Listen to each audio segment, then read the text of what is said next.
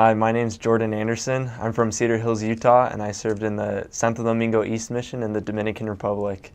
And honestly, a lot of people say that was the best 2 years of their life. I can honestly testify of that. I really loved every day of the mission, and I can testify that was the best 2 years of my life. The majority of my mission was spent in the capital of Santo Domingo, and the capital, there's actually 3 missions in the Dominican Republic: Santiago, which is in the north, then Santo Domingo West and Santo Domingo East. And the 2 missions in Santo Domingo actually split the capital in half. But I served the majority of my mission in the capital in Santo Domingo and in a few areas there. And life in Santo Domingo is very fast-paced. There's a lot going on. It's very crowded. There are tons of people everywhere. Every morning you'll wake up to people walking down the streets selling anything from rice, fruit, avocados, which is really good in the Dominican Republic, mangoes. There's just a lot going on in the capital. As well, there's a really nice part of the capital. Most people think of the Dominican Republic as very rural and third world, as it is. But there are a lot of parts in the capital which are actually very nice. They have a few malls which are very nice, which missionaries sometimes go to on P days just to shop or just to eat some American food. But the capital itself is very nice. However, outside of the capital, it gets a lot more third world. You'll see a lot of huts made out of wood that couldn't be bigger than your closet. You'll see a lot of people who honestly really have nothing. But one thing that I really loved about Dominicans and the people there was just their hospitality, and everyone is so grateful. You know, they don't really have that much. A lot of them, like I mentioned, just live in small huts or small houses made out of concrete if they're lucky. But everyone there is just so grateful for what they have, and they are always willing to share stuff with the missionaries or with people in need. There were many times where we'd walk into a house and start teaching some investigators or make a contact out on the street, and people would just look for things to offer us because they wanted to love us. They wanted to give us everything that they had, even though they didn't have very much, which was one thing that I absolutely loved about the Dominicans. They're so generous and grateful.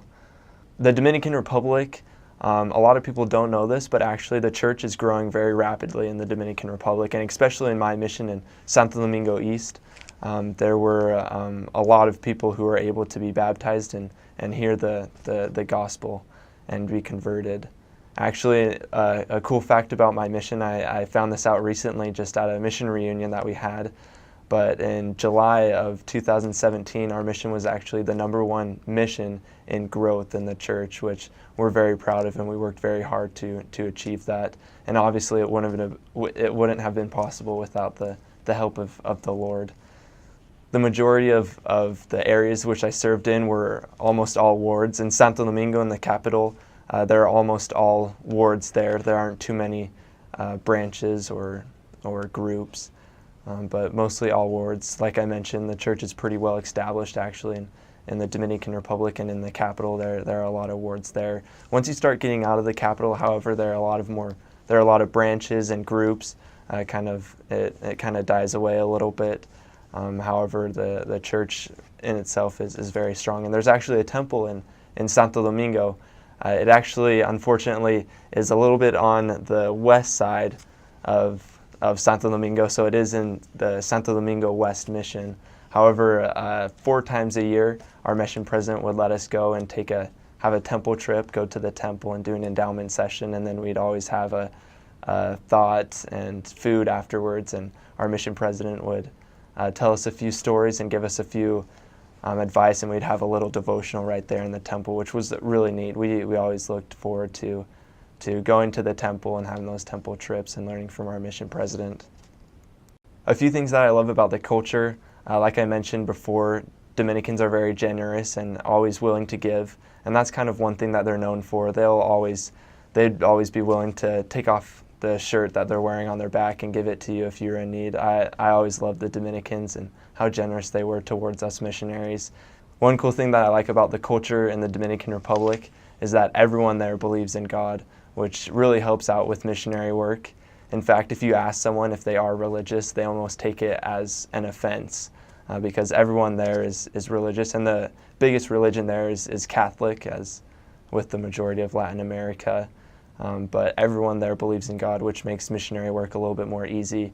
You're able to connect with people on that basis, and you always have a building block to start off with, which is really nice. A few things about the history of the Dominican Republic. The Dominican Republic has a lot of cool sites that you can go to. One of the coolest that a lot of missionaries would go to, especially in the East Mission, was called the Conde, and it's in the capital, and it has a lot of old buildings and things like that. And it actually has a building that's said to be one of the houses of Christopher Columbus, which is a cool fact. A lot of people don't know, but that he came to the Dominican Republic, and there is a house there that is said to be the house of Christopher Columbus. And it's a cool little area right there in the Conde where you can find that house, and a lot of people visit there as a tourist attraction, and a lot of missionaries go there as P-Day. It's a pretty fun place. A few common foods there, as with a lot of the Caribbean and Latin America, rice and beans is very, very prevalent. In fact, that's the majority of what you eat is just rice and beans. And when I first got to the Dominican Republic, I'll be honest, I thought in my head, wow, how am I ever going to get used to eating so many rice and beans? Because literally for lunch, just about every single day, you have rice and beans or pasta. Those are kind of the two main things that they go to. And they even call it the bandera, like the flag of the Dominican Republic is rice, beans, and chicken. But honestly, I learned to love it. After the first month or two of my mission, I honestly started to love rice and beans. And they have a few really good dishes with rice and beans that towards the end of my mission became some of my favorites. And when I got home, I was even like, wow, where are the rice and beans? You'll really love the food there, and you'll get used to the rice and beans. It may be hard at first, but you'll get used to it. But they also have a few other foods that they're well known for. In the Dominican Republic, there's a lot of plátanos, and so you eat a lot of dishes that have plátanos in it. One of the famous ones that Dominicans are known for is called Mangu, and it's basically mashed potatoes but with plátanos, and it's actually quite good. I would make it a lot with my companion, and we'd always really enjoy it. On the mission, I didn't eat too many crazy foods. Like I mentioned, you mostly just eat rice and beans.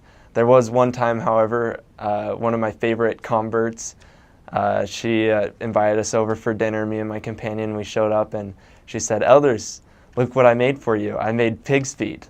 And we looked at our dish, and sure enough, it wasn't like boiled down or cut up or anything. There were just 2 pig's hoofs just right on our plate that she had made with a sauce. And honestly, that was one of the craziest things I ate, and it was super hard eating it. But we loved our convert, this old lady, and we loved her family, and she was so nice to invite us over to dinner that me and my companion did our best to eat it and tell her that we loved it. But it was pretty hard. But honestly, that's a rare exception. You don't eat very many crazy foods or anything that's too disgusting. The Dominican Republic is very hot and humid.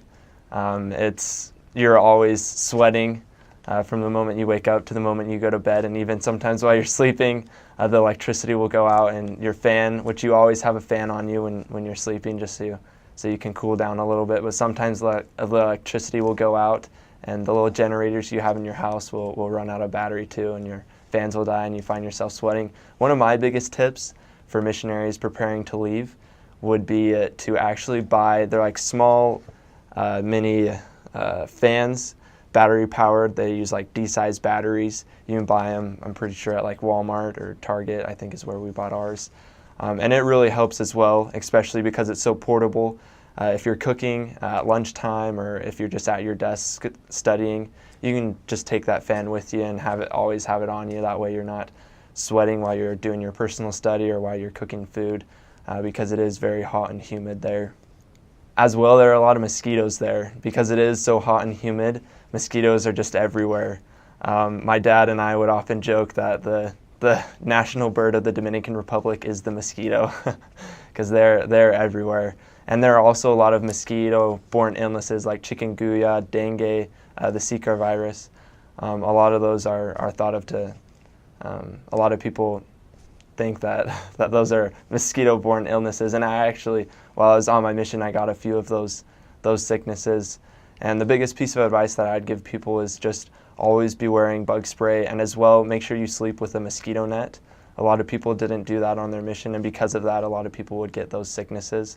But my biggest piece of advice would just be make sure you set up that mosquito net around your bed just so you're not getting bitten while you're asleep.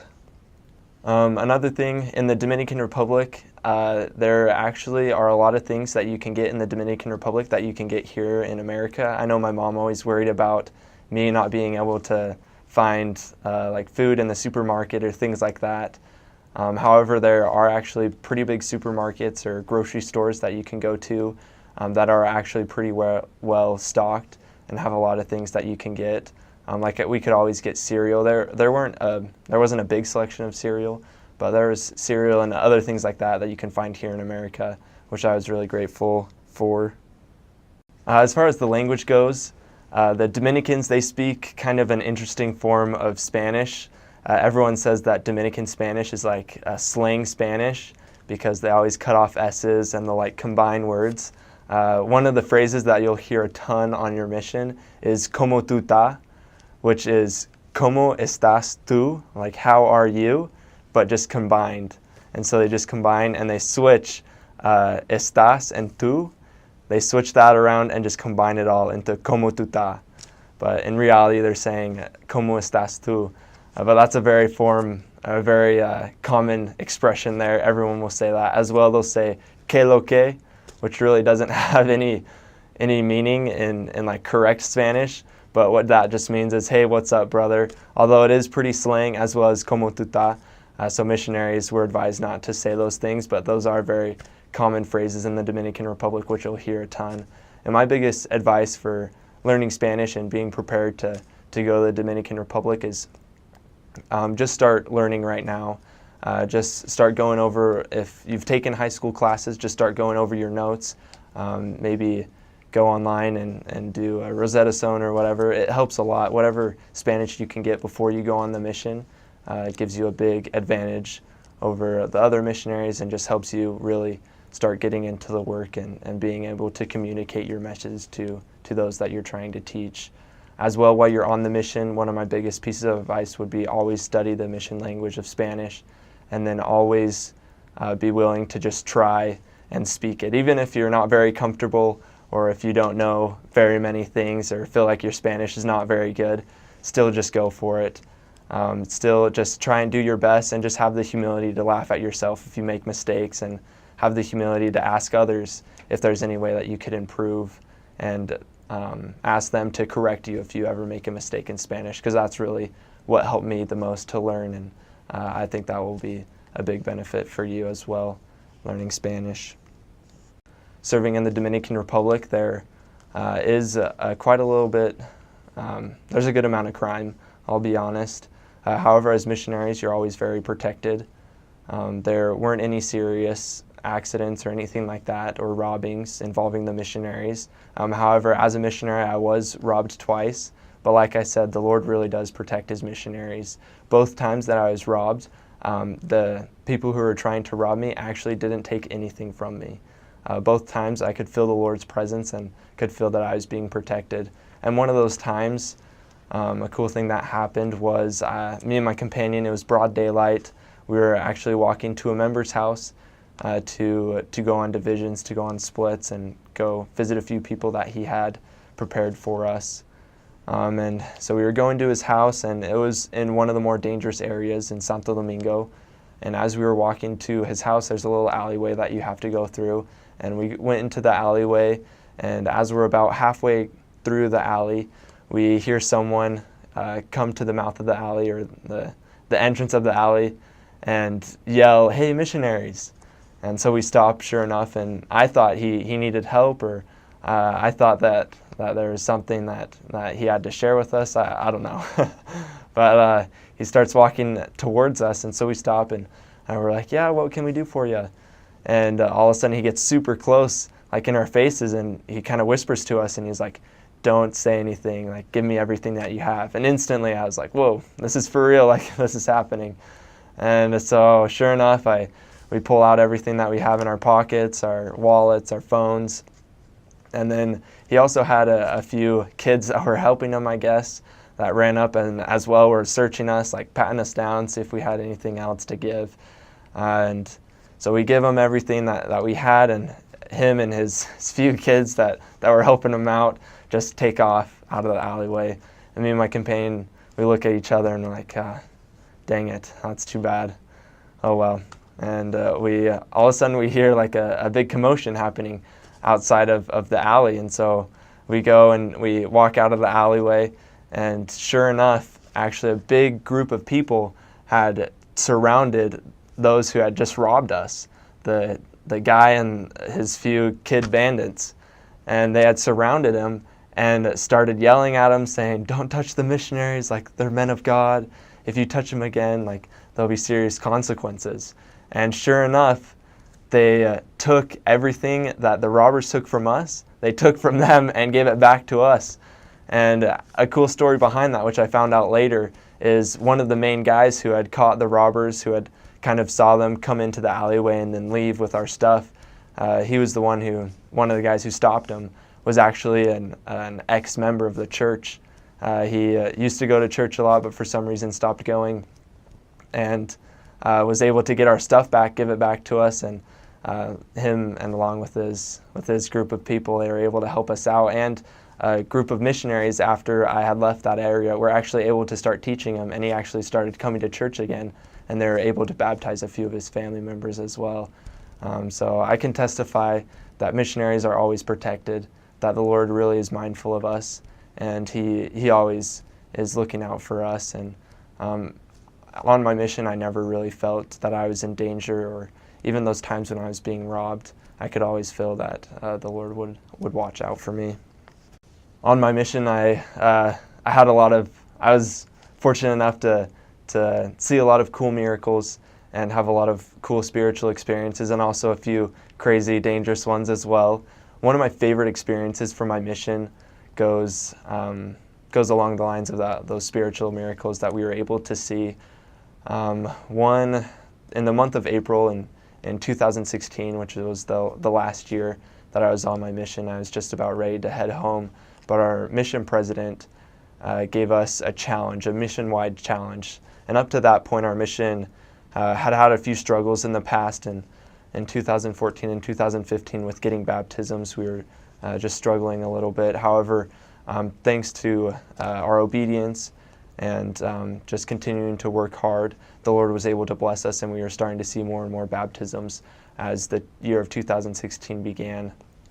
And in the month of April of 2016, our mission president got the inspiration that he should issue the mission a challenge. And he did it with a promise. And he promised us that if everyone was exactly obedient and spoke with everyone and saw everyone with the eye of faith, which is one very important thing that our mission really stressed and emphasized, was seeing others with the eye of faith, seeing them how God sees them, and envisioning them in the temple and being baptized. With that eye of faith, anything is possible. So our mission president promised us that if we were exactly obedient, and that if we followed the Spirit, and if we saw others with that eye of faith, that every companionship in the mission would have at least one baptism in the month of April.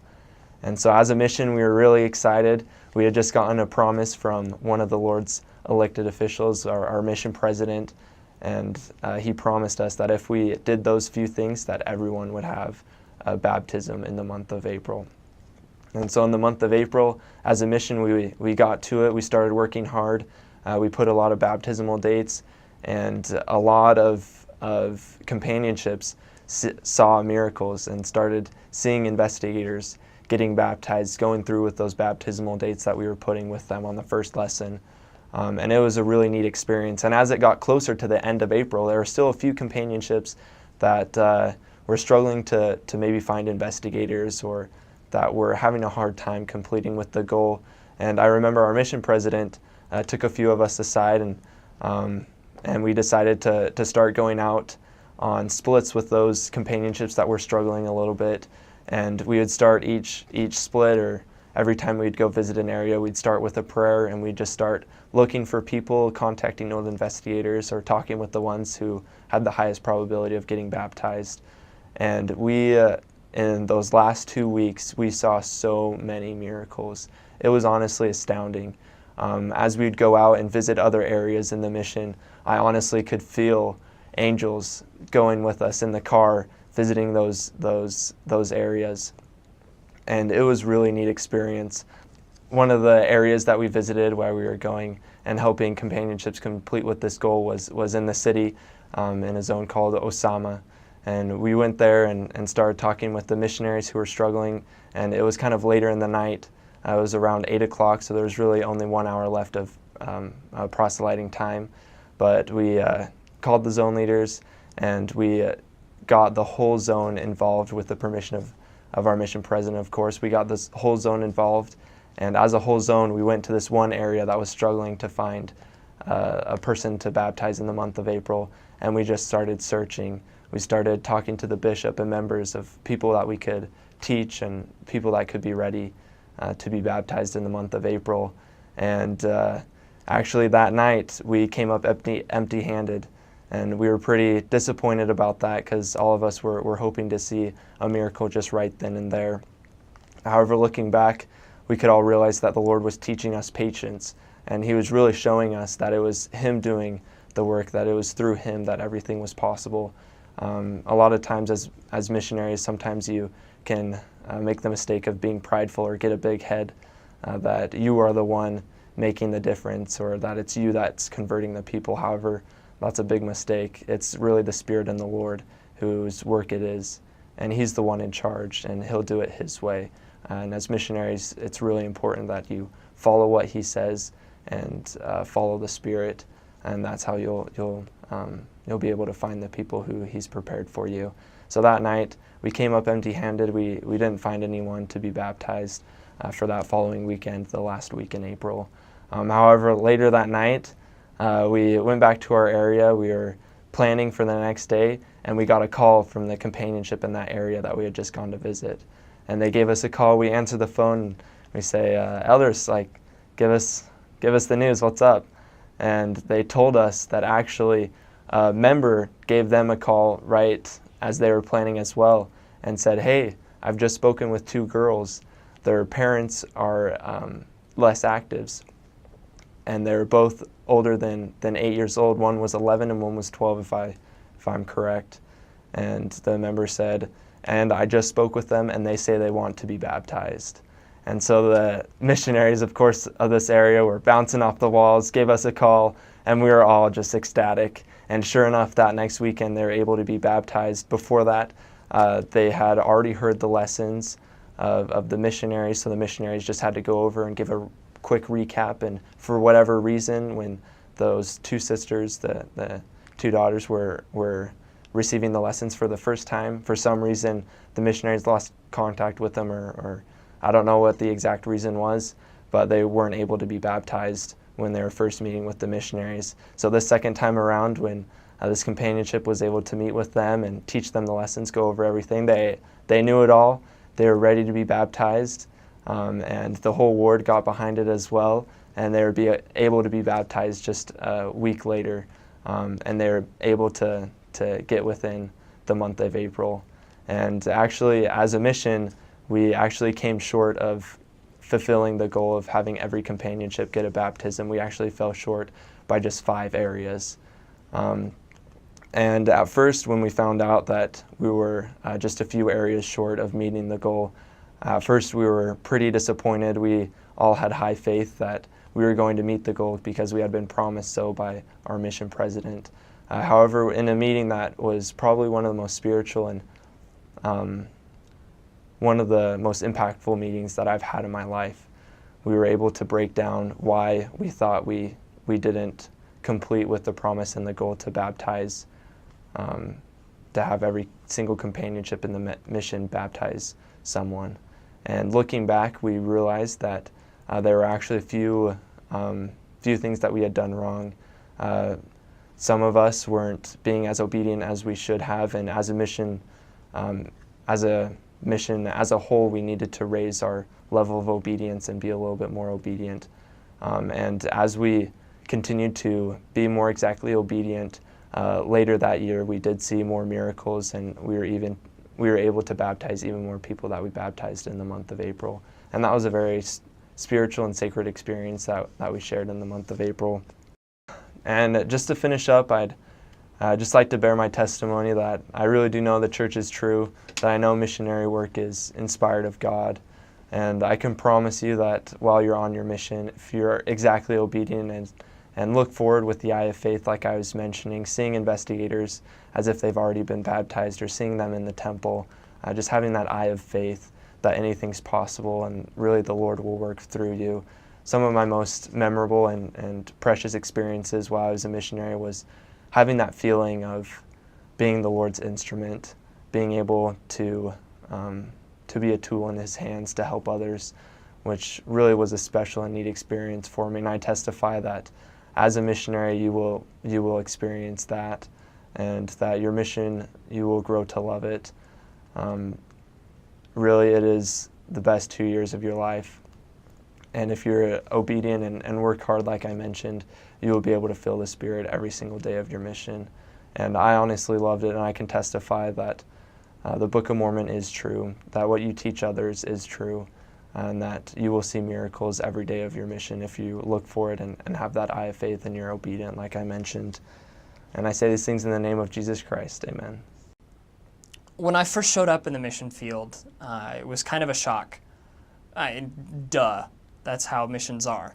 But especially with the Dominican Republic, because pretty much everyone thinks of the Dominican Republic as Punta Cana or Puerto Plata or Barahona. They think of beautiful beaches, palm trees everywhere, warm Caribbean breeze, tropical fruits, which there were plenty of, mind you, but it was just so different, especially coming into Santo Domingo, the capital city.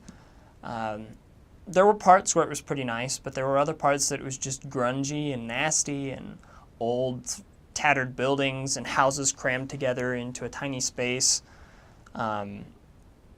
I remember as there were 5 of us who came to the Dominican Republic together, who were in the same MTC zone. And as the plane was coming down along the coastline, we looked out the window and you could see all these disheveled houses stuck together one after another, 3 or 4 stories high. And we just kind of looked at each other. Wow, this is real. This is happening. We're not in America anymore. I would have gone to the MTC in the Dominican Republic itself, except that my visa didn't come through in time, same with the other 4 people I came with. It was a rare situation, something to do with the lady who was in charge of getting visas for missionaries from America going to the Dominican Republic. But, so we all showed up on a Monday afternoon, and we were set to enter the field that Tuesday, the next day.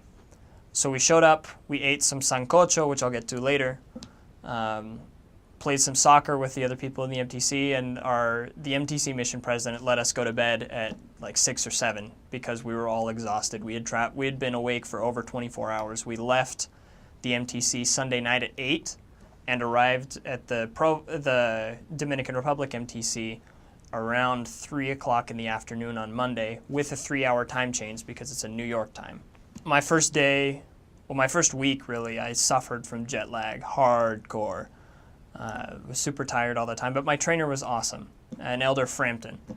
I really, really enjoyed my first week, my first transfer. It was all new, and so it never got old. It never got boring. I felt like every day was going along so fast, and I was learning so many things, and I was excited to go out and help people, and that was why I'd always wanted to serve a mission, was to help people feel the happiness that I've been able to feel through the gospel. So a review of my mission, a summary. My first area was called Sabana Grande de Boya, a fairly large town, probably a few thousand people, way out toward the northern reaches of the mission. I went to Santo Domingo itself, which is so big that they divide it into neighborhoods or barrios. I served in Los Tres Brazos, the 3 arms, because it's near 3 branches of a river.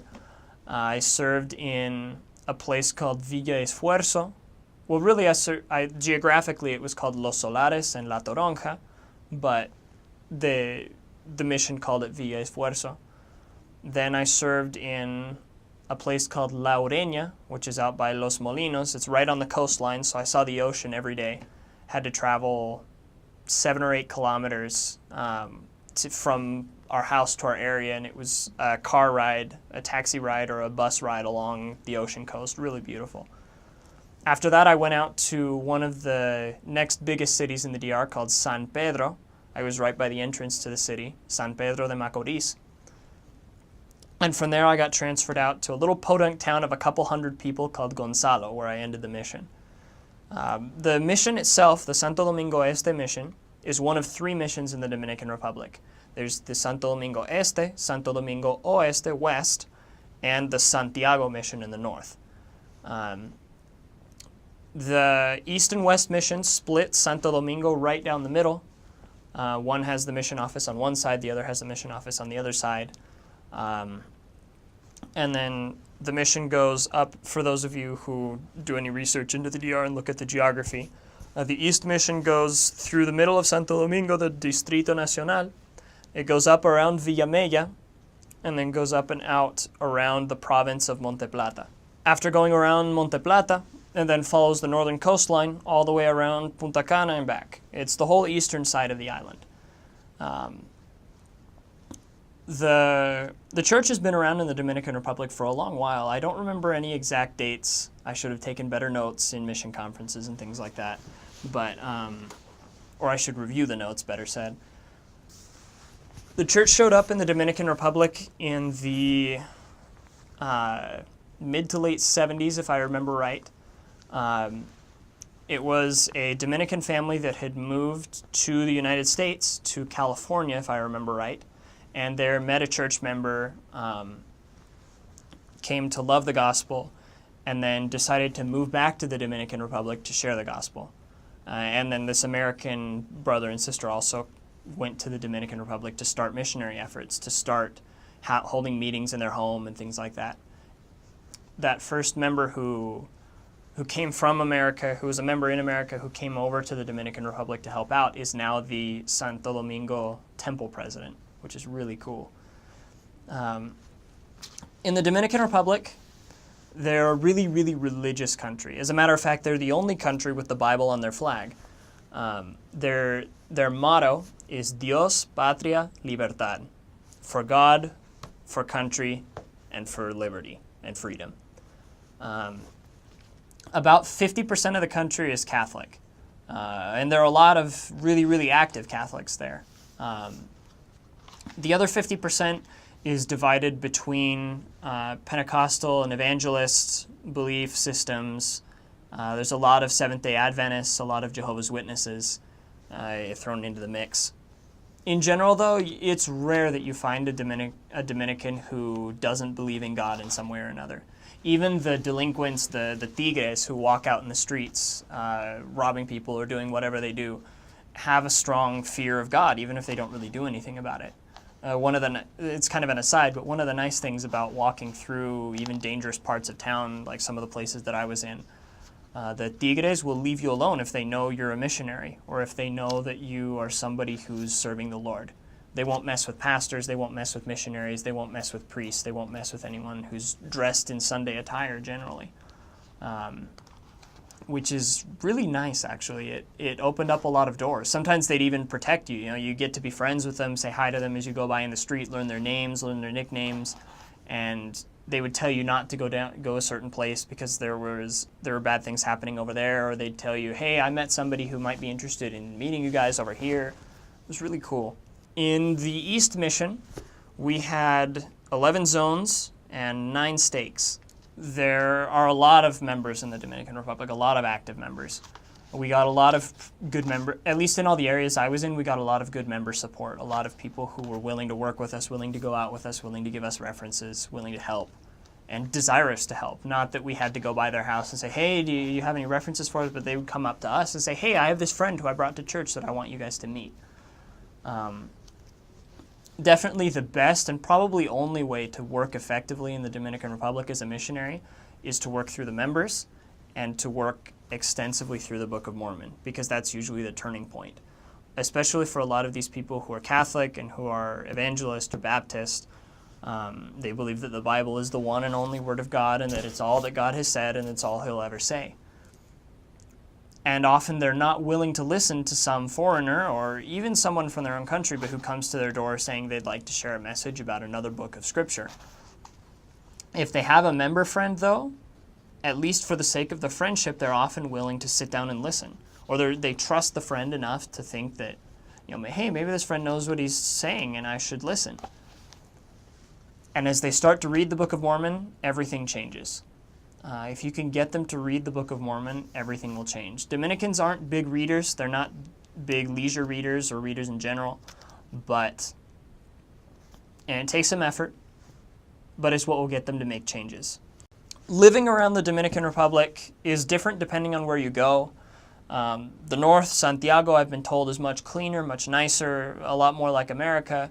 The West Mission, or that includes the geographic south of the country, is very campo, so very farm-like, lots of small towns, not necessarily the nicest amenities. And then the East Mission is kind of a mix of both. Having lived in the ciudad and in the campo, I can talk a little bit of both. First, in Santo Domingo, in the city itself, things get more spread out the further out you go from the Distrito Nacional towards Punta Cana, or as you go out towards the edge of the city in general. Housing there, missionary housing is pretty good. Most of the houses are pretty nice. You won't find air conditioning or heating. You won't find hot water except in a very few houses, just because those aren't common amenities there. They're for rich people only. Well, if you're a sister missionary, almost always you will have air conditioning and hot water, or at very least hot water. Of course, that depends on where you are. I'm talking of the city. Shopping there, they don't have any of the big shopping chains that you would recognize here in the States, Target, Walmart, none of that.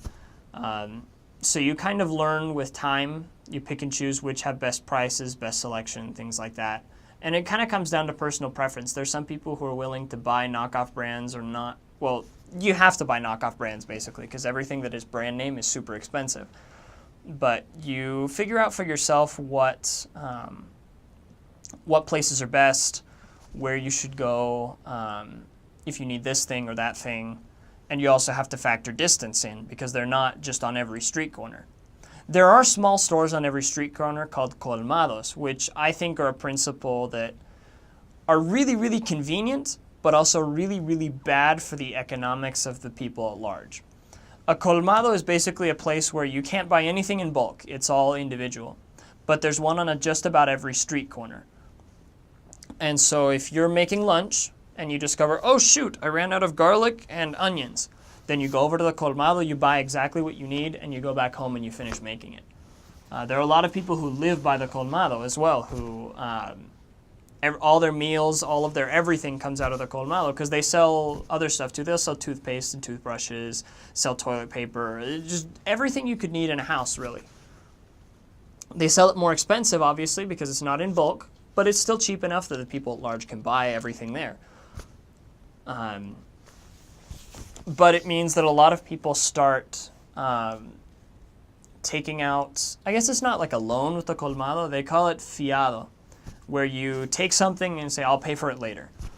And a lot of people get really wrapped up in that over time, because perhaps their paycheck shows up a day late, and so like, oh, the colmadero knows me, we have a trust relationship, I'll tell him I'll pay him tomorrow. And then a lot of people do follow up, but then there's those people who try to take advantage of the system and don't, and you get all kinds of problems. Crime in Santo Domingo can be pretty high. It depends on the areas you go to. Usually you won't be bothered by tigres, the standard delinquents who go around robbing and bothering people and just doing stupid stuff in general, although there's a lot of them. But if you're closer to the Distrito Nacional itself, you'll get more drug problems.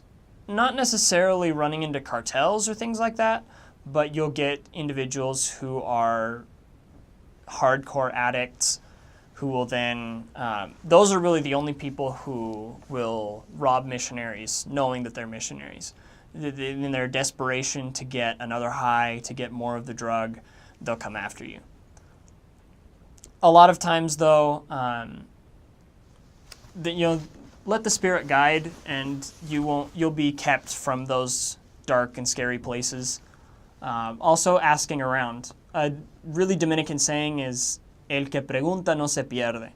He who asks and will never get lost. If you ask around how to get somewhere, everyone will tell you. You have to make sure you ask the right people. Ask the people in the colmados. Ask the people who are typically seeing a lot of people around. Because if you go up to some random tigre and ask him, he might get a whiff that you're new here, tell you to go somewhere that's not right, and then make you pay for it later.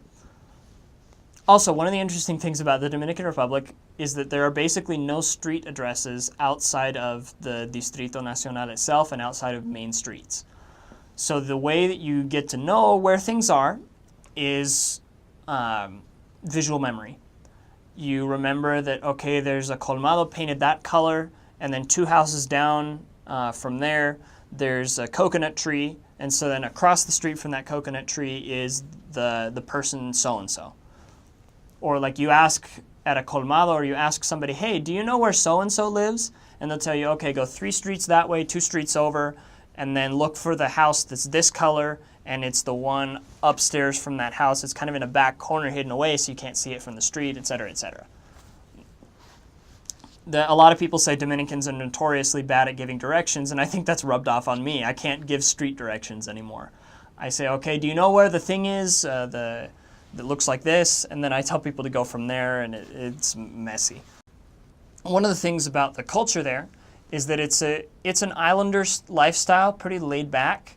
I feel like a lot of what happens there is described by the phrase, si Dios quiere, God willing.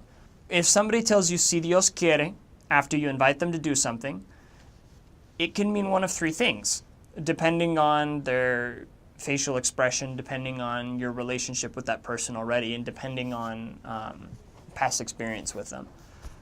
It can mean, no, I'm not going to do it, but I'm saying God willing just to be nice. Or I'll do it if God tells me to, but then they don't look for any way for the Lord to tell them to. Or, yes, I will actually do it unless something gets in my way. It's one of the things that irks me about the culture, but I think it can be overlooked for sure. I love the Dominican culture, and I love the Dominican people. They're so loving and friendly. You can meet any Dominican out there, pretty much. And they will receive you into their house, and they'll give you fruit juice, and they'll ask if you want some food, and ask if you want water if it's a hot day, and will be all over you. And you can become instant friends with anyone. You don't even really have to try. It's amazing. Also, because it's an islander lifestyle, very much tardiness is definitely a bit of an issue at times. If you announce that a ward activity is going to start at 7, you can guarantee that the bishopric will probably be there at about 8, and then the rest of the ward will show up at 9. One of the interesting things about the Dominican Republic, as far as culture goes, is its history. The Dominican Republic was originally a part of France, a part of Haiti, but Dominicans gathered together and fought off the yoke of France and freed themselves under the leadership of the 3 fathers of their country, Sanchez, Mella, and Duarte. And there were a couple of interesting battles in that process. One of which, there's a city called Asua in the West Mission that they call everyone there tirapiedras, stone throwers, because during one of the revolutionary battles, the people of Asua didn't have any weapons of any kind. They had rocks. And there was the army with guns and bayonets and cannons, and the people of Asua won the battle by throwing rocks. I mean, that's incredible. And so they have their own holiday there in Asua celebrating the battle of the tirapiedras. But the interesting thing is that so everything's over, they've won the revolution, they've got their own country. Their first president's name is General Pedro Santana. He's not a very renowned name in the Dominican Republic because after a few years of presidency, he decided things weren't going well and made a deal with Spain, where he left the country, sold the country to Spain, and then hid out somewhere else in the world so that nobody could find him and lived with all his riches and all that stuff. And so the Dominican Republic had to fight a second time for their independence. It is ridiculous. But they won it again. And so they have another holiday. Apart from their Independence Day, they have Restoration Day, which is the day that they restored their independence after having lost it. If I were to go back to the DR as a tourist or just traveling around to see stuff, I might go to Punta Cana, but the thing is that from other missionaries that I knew who served there, Punta Cana is really fake. It's really plasticky, really like made to look nice, but not enough money put into it for it to actually be nice in a lot of cases. Really beautiful beaches out there, but they're kind of overrun. From what I'm told, to go back and see Dominican beaches at their best, the best places to go would be either to Barahona in the south or to Puerto Plata in the north. As far as Santo Domingo goes, it's pretty cool to walk around and see some of the old architecture in the Distrito Nacional. They still have a bunch of colonial architecture. They have a fort in the middle of the city, and so they've like cut streets through it. And so they leave stones on the ground so it looks like the wall is still going down into the ground as you drive over that part of the street. All kinds of cool historical stuff to see around there about colonial and revolutionary, the colonial and revolutionary Dominican Republic. Now, if we shift to Gonzalo out in the campo, totally different lifestyle. Most people have very small houses. While in the capital, the houses are typically made of cinder blocks covered by concrete. In the campo, only the richer people have those kinds of houses. Typically, people's houses are made of either wood for walls and then corrugated tin for the roof, or sometimes the entire house is made out of corrugated tin, walls and roof. Usually the houses out there, unless they're made of concrete, are just one room, but then they make it a big room so that you can use curtains and maybe some planks of wood to make smaller rooms within it. Out in the campo, transportation is a little bit different. In Santo Domingo, you can get around to pretty much anywhere by going out to a main street and looking at the signs on the buses and cars that drive by. There are public transit systems, but they're hardly used. It's mostly private. So there are all these different routes that go from point A to point B, and point C to point D, and point E to F. And so you start asking around and you start looking at things that go by. You see the name of the place you need to go, so you get on that bus and then you tell the guy who's driving, hey, make sure to let me know when we're at this place and let me off. And then they'll let you off. Or you can make connections, and it's pretty easy and pretty cheap. For a foreigner especially. I mean, your average fare is between 25 and 30 pesos, which is 47 Dominican pesos to $1. It's about 50 cents for you to get anywhere in Santo Domingo. If you're out in the campo, on the other hand, most people just have motorcycles. So as a missionary, you can't get rides around. As just anyone else, you could pay 50 pesos and get a motorcycle ride to a nearby town or whatever where there's a bigger route to go into the capital. But then the routes that you find out there are a little more expensive, 200, 300 pesos, because it's a 3-4 hour trip. Weather in the Dominican Republic is pretty much the same between the campo and the city, in that it's hot all year round with about 100% humidity. The only thing is that in the campo, up in the hills, it gets cooler a little bit more often. During the winter, it'll get down to maybe 70 degrees, 60 degrees. 60 degrees only at night, really. During the summer, it's just dry and hot all the time, occasional rain. And during the winter, it'll rain usually about once or twice a week. Unless they call it a vaguada, which is like a mini version of a tropical storm, comes through. Or maybe it is a tropical storm, I could never tell the difference. And then you'll get rain for an entire week, usually not too many winds, and then it'll go back to normal. Out in the campo, shopping is almost entirely based on colmados, because that's all there is. There are no supermarkets, or there are small ones that they let you buy in bulk, but they have almost no variety, and so you're kind of stuck with what you got. But the people out in the campo are pretty different from the people in the city. I say the people in the city are open, will receive you. They still have some tendencies to be a little reserved, not talk to strangers. In the campo, everyone you meet is instantly your friend. I remember I was out in Gonzalo just starting there, and my first companion was saying hi to all these people by their names. I'm like, oh my gosh, we have so many investigators out here. Turns out a lot of them were old investigators that weren't really progressing but liked being friends of the missionaries. Because out there, everyone feels good if you call them by their name. And at the end of the 3 or so months that I had there, I knew so many people. I could say hi to pretty much everyone I walked past. It was really interesting. Just you kind of become a part of the community. People ask how you're doing, how your day was. You ask them about, if their son's better or if, their daughter got that job they wanted and stuff like that. It's really cool. You really get an in to the culture out there. Out in the campo, crime isn't really that big of a problem. Most people are reasonable enough to know not to mess with their neighbors, because if you rob someone in the night, then the next day they all know who you are, they all know where you live, and so you'll get problems. Food, though. I've got to talk about Dominican food. It's amazing. I used to be a fairly picky eater. I kind of got over that before I left on the mission, but still had bits of it. But I was afraid that I would probably try something that I wouldn't like. And there was only one thing in the entire 2 years in the Dominican Republic that I tried and did not like. Well, and even that I liked halfway.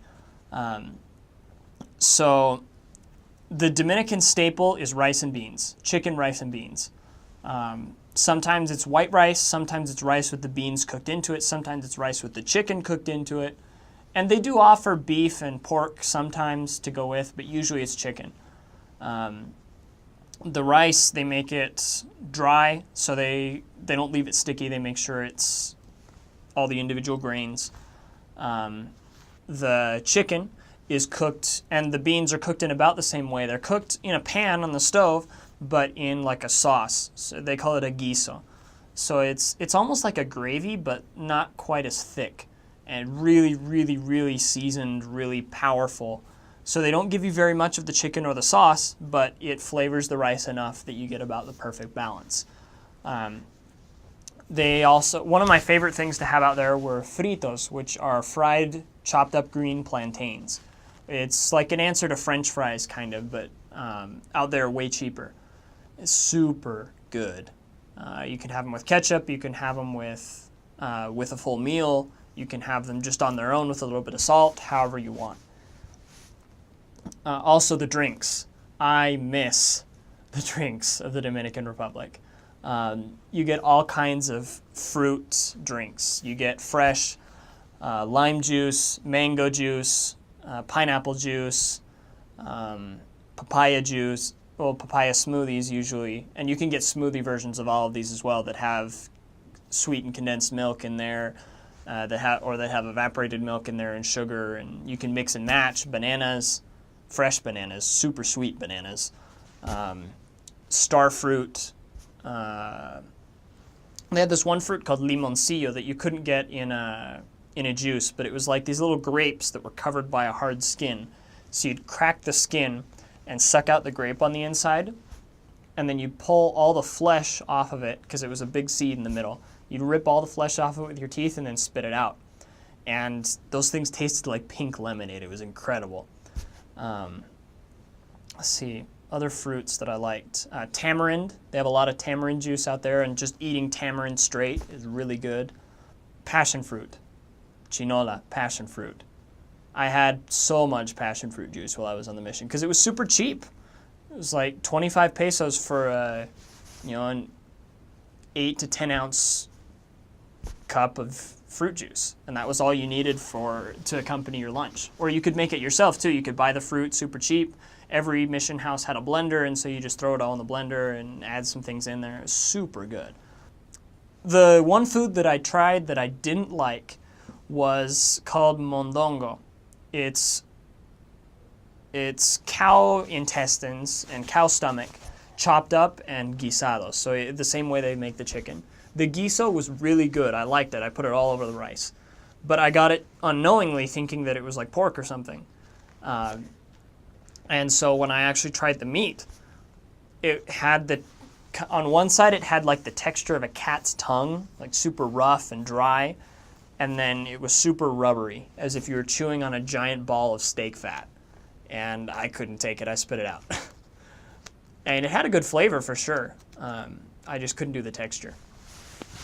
Other great foods there are dumplings, which are just little balls of flour dough that they boil as if it were making homemade pasta, and then they'll put different sauces over it. Sometimes it's a red, a particularly sour or salty tomato sauce. Sometimes, my favorite way, they made out in San Pedro de Macorís, they call it dumplings ahogado en queso, or these dumplings drowned in cheese, where they'd make it with a tomato and cheese sauce. It was amazing. They also made mangu, which is super good. It's mashed potatoes made out of plantains. One of the things I did like about the Dominican Republic, which was probably not the healthiest, and I didn't indulge in it a lot because our mission president and his wife decided to set down some rules about when and where we could eat street food. We had to be careful with it. I really loved empanadas, which in the Dominican Republic means really thin flour dough stuffed with beef or chicken and cheese and sometimes veggies, whatever you wanted in there. And then they close it up and deep fry it. And then stick some ketchup on top, maybe some mayonnaise, salt and pepper, things like that. Well, not pepper. Dominicans don't eat spice almost at all, not even black pepper. One time I made hamburgers for an activity, and I made them with some black pepper, and I didn't make them very spicy at all, and people almost couldn't eat them. It was funny to watch. Dominican food is very smooth, very soft flavors, like powerful flavors, but very mild, no spice to them. A lot of the snacks I tried to kind of avoid in the colmados and stuff like that, little cookies and cakes and things like that. One of the things that I definitely did buy every time I saw, though, was dulce de maní, which is, it's like sort of like a peanut brittle almost that they make. And then dulce de coco, which is, it's like dulce de leche, but they make it with coconut. So shredded coconut that's basically caramelized with some extra sugar on there. And it's the best thing ever. I'm not a big fan of coconut, but I love dulce de coco. Also, I can't mention the Dominican Republic without mentioning habichuelas con dulce, sweet bean soup. Now you're all going to think, what the heck? Sweet bean soup? But I kid you not, it is probably the best dessert I had in the Dominican Republic. It's boiled red beans. You soften them in with some cinnamon and nutmeg, and then you blend them up so that it's all smooth and thick, almost like a gravy. And then you mix in a whole bunch of coconut milk, and you put in some sweet cloves. You put in, they call it batata. It's kind of like sweet potato, but not as sweet. A little bit more solid as well. And there's a whole bunch of other stuff. But basically, just small spices. The base of it is coconut milk and beans and batata. And then if it's hot, you drink it. You put these little cookie things on the top, little vanilla cookie things that soak it up and get soft. Or if you have it cold, then you can eat it almost like a cereal, because it's not that it's individual part. It's more like a pudding, I guess you'd call it. It's thick. I prefer it cold, but I will eat it hot just as well. It's super good. They make it around Easter. So every time that Easter would get close, all of us in the mission field would get super excited, because the week of Easter, they follow the Catholic tradition of celebrating the Holy Week. And so from a couple weeks before Holy Week until the week after, everyone's making habichuela con dulce, and they all want you to try it. I remember one, I think it was on Jueves or Viernes Santo, so the Thursday or Friday of Holy Week. Viernes Santo is probably the biggest day of Holy Week other than Easter itself. We were going from house to house teaching some people, and in 3 or 4 houses in a row, we got offered habichuela con dulce, and I was in heaven. It was great. The Dominican Spanish is a little funky. From what I'm told, it's a lot like the uneducated Chilean Spanish, where they get rid of S's on the ends of words, which are key in Spanish for pluralizing. They get rid of D's if they're between two vowels. Like instead of saying hablado, like to have spoken with someone, he hablado con él, they'll say he hablado con él. They'll kind of cut out the D. Ow is the sound that comes out afterwards. They also tend to cut words short, like para, they only say pa qué, pa cuando. And in general, they speak really, really fast. Dominican Spanish is one of the fastest, if not the fastest, dialects of Spanish out there. And so with all of these things mixed in, it can be kind of hard to understand. Really, the best thing to do is get yourself out there talking to people. The more people you talk to, the more you will understand about the accent and how to speak to them. Like, yes, you do need to learn Spanish grammar. You do need to learn the basics, which you can find in textbooks and the aids they give you on the mission to learn. But the biggest thing, if you want to understand the people themselves, not necessarily if you want the language skills after the mission, but if you want to understand the people themselves there, just talk. Talk to as many people as you can. And then when they say something that you don't understand, a saying, ask them what it means or ask your companion what it means. And you'll pick things up pretty quickly. Just try not to use too much of the slang, because a lot of it, it kind of removes your image as a missionary. And so you have to be careful about which things you can and can't use. In general, it's a good idea to avoid it all, but sometimes people will not understand you if you use proper, correct Spanish.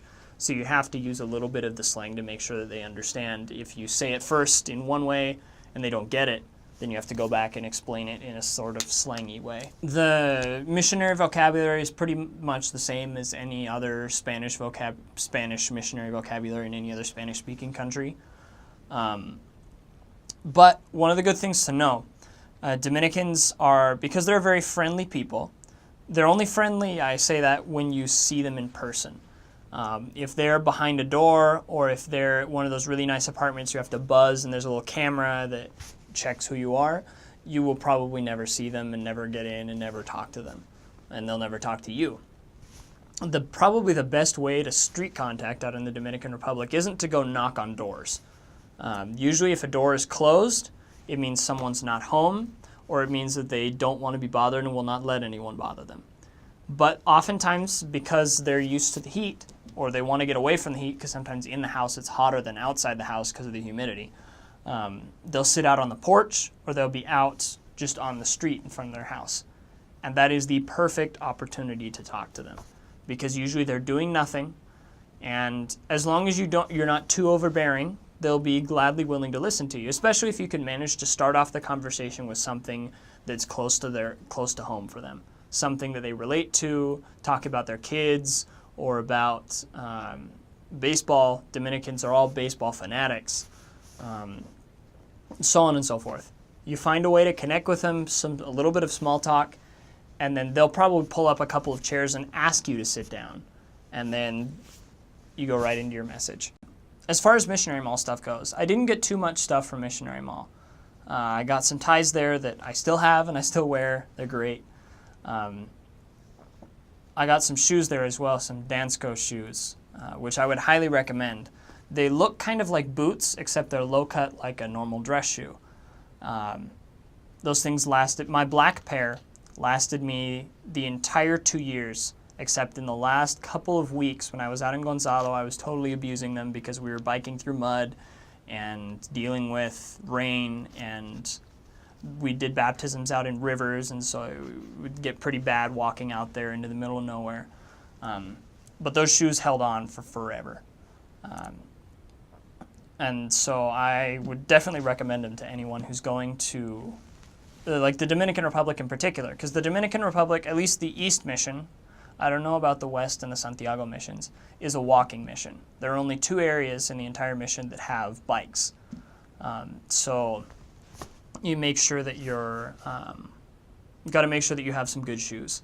That, or be willing to keep buying cheap shoes. Shoes in the Dominican Republic are pretty cheap. You can find them around for 1,000 pesos average, which is like $20-ish. They're not always the best quality, so you have to be careful.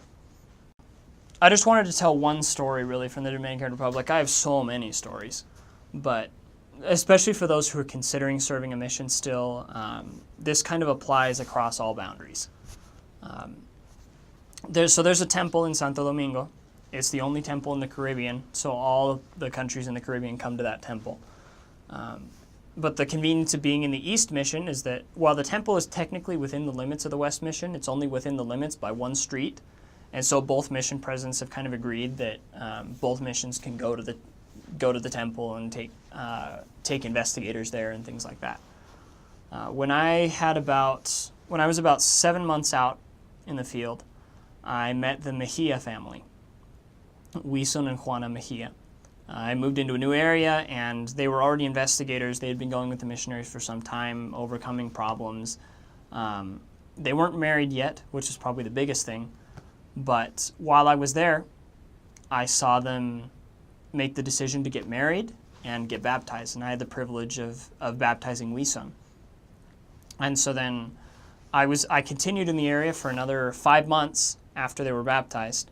And so my companions and I was with 3 different companions after that. We made sure to set a date for a sealing with them for this year, because this was in 2016 when I met them. We made sure to set a date and give them lots of follow-up and always make sure that they were doing well and coming to church and everything. And we did everything we could.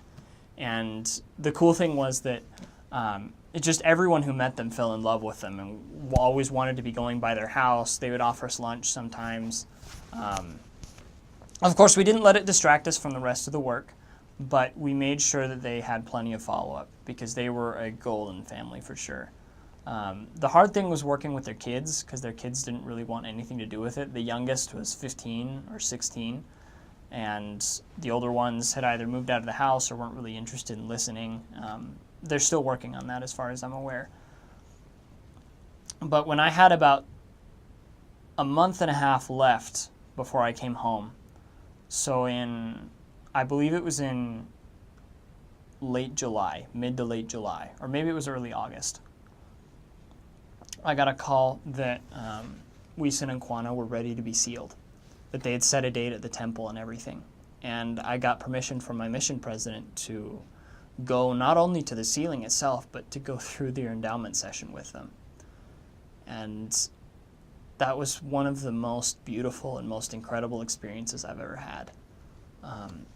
Just to see the joy and the happiness emanating from both of them, to see how they, just the way that they looked at each other, and the way that a whole bunch of people from the ward were there to support them, people that had become their close friends over the last year.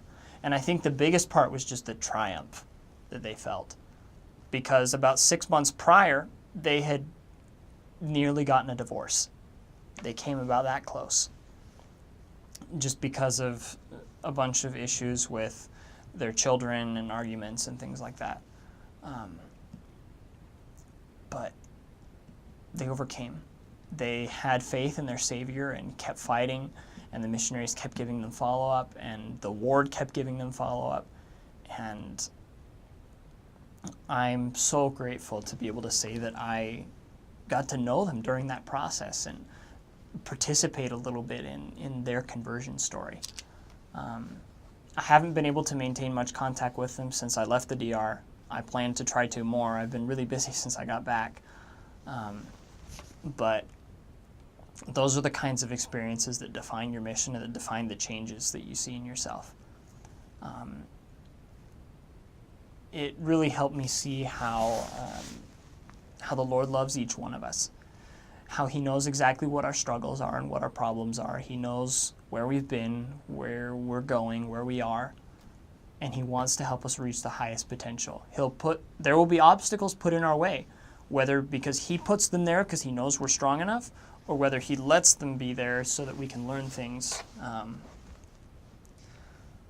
But He will always help us overcome. and He'll bless us for our efforts. I'd just like to share my testimony, I guess, that I know that Jesus Christ is my Savior and my Redeemer. I know that He lives. I know that He loves us. I know that He understands everything. My favorite scripture is Alma 7, 11 through 13, or I guess you can extend it all the way out to 15. But it talks about how the Savior shall go forth, suffering pains and afflictions and temptations of every kind, and how He will take upon Him our infirmities. And in Spanish it says our sicknesses, that He may know how to succor us according to our sicknesses, our weaknesses, our hard times. I know that Joseph Smith was a prophet. I know that he saw God the Father and His Son Jesus Christ. I know that his prayers were answered, just as all our prayers can be answered, perhaps not in the same miraculous way, but I know that God hears all of our prayers. I know that the Church of Jesus Christ of Latter-day Saints is true. I know that Thomas S. Monson is our prophet today, and that all the members of the Quorum of the 12 Apostles are also prophets, seers, and revelators, divinely ordained by the Lord to guide us and direct us, to help us to know what we need to do. I know that the Book of Mormon is the Word of God. I know that the Bible is also the Word of God as far as it has been translated correctly. I know that in studying the Scriptures, we grow. We find new things every time we read through. You can never read the Scriptures too many times, because every time you read it, there's something new to be found. It's like Christ's parables, but on a much bigger scale. Depending on the mood you're in, depending on your circumstances, depending on your feelings and thoughts and impressions, you will see it a different way every time, and you'll keep learning. And that's all the gospel really is about eternal progression, about continuing forwards and becoming one day like our Father in heaven. I know that we can become like our Father in heaven, perfect and happy through the atonement of Jesus Christ and through everything that He has done for us, if we're but willing to strive on. I'm so grateful for the changes that the mission made in me. It helped me to understand how to follow the Spirit, how to listen to the Spirit, and in general, how to have the Spirit's company. That was one of the biggest things that I struggled with before, was either not being able to find the guidance that I wanted or not being willing to follow it. And I'm so grateful that the Lord sent me to the Dominican Republic also, because it was a place that made it easy for me to lose my fear of talking to people, because people would come and talk to me. I wouldn't have to start up conversations. I wouldn't have to...